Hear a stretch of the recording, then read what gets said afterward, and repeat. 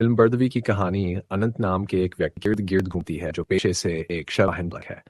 लेकिन उसकी जिंदगी सिर्फ इसी तक सीमित नहीं है। उसके पास एक अनोखी शक्ति भी है। वह आत्माओं को देख सकता है, उन्हें महसूस कर सकता है। लेकिन यह शक्ति उसे कैसे मिली? वह कौन है? उसका अतीत क्या था? ये सवाल उसे हमेशा परेशान करते हैं। एक रात की बात है, जब अनंत दो मृत शरीरों को निशान ले जा लौट रहा था। उसे महसूस हुआ कि उन दोनों आत्माओं की उपस्थिति अभी भी उसकी वैन में है।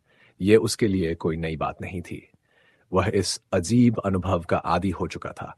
वह घर पहुंचा जो एक सुनसान इलाके में था, लेकिन उन आत्माओं ने उसका पीछा नहीं छोड़ा। वे उसके घर तक आ गईं। अनंत सिर्फ एक शव वाहन चालक ही नहीं है, बल्कि एक तांत्रिक भी था।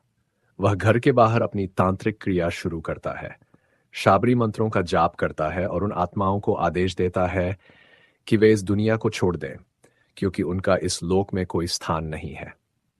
मंत्रों की शक्ति से वे आत्माएं धीरे धीरे विलीन हो जाती हैं। इसके बाद अनंत नहाता है, खाना बनाने लगता है, तभी उसका फोन बजता है। कॉल उसके मामा दादूबा का था। वे पूछते हैं कि वह इतने दिनों से उनसे मिलने क्यों नहीं आया। बातचीत के दौरान अनंत उन्हें अपने सपनों के बारे में बताता है। वही सपने जो बचपन में भी आते थे। उसमें वह अपनी मां अक्का को देखता है जो किसी तांत्रिक बाबा के साथ एक रहस्यमयी ग्रंथ के बारे में चर्चा कर रही होती है। दादूबा उसे समझाते हैं कि सपने में कुछ भी दिख सकता है और अक्का एक साधारण महिला थी। लेकिन अनंत के लिए यह सपना बेहद वास्तविक था। वह सवाल करता है, क्या यह सच था?